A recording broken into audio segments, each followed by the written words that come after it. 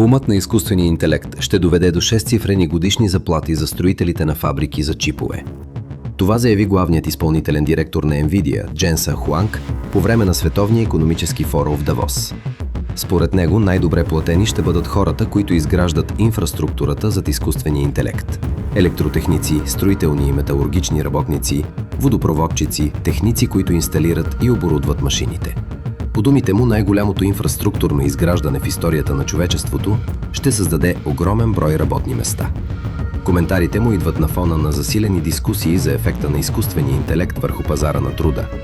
Според последни данни, технологията е допринесла за близо 55 000 съкращения в САЩ през 2025 година. Управляващият директор на Международния валутен фонд Кристалина Георгиева заяви, че AI удря пазара на труда като цунами и повечето държави и компании не са подготвени за това.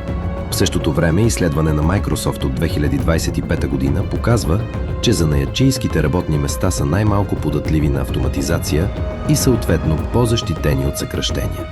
Те стават все по-привлекателни за американските представители на Gen Z, отчасти заради високата цена на университетското образование в САЩ. На този фон Хуанг казва: всеки трябва да може да изкарва добри пари.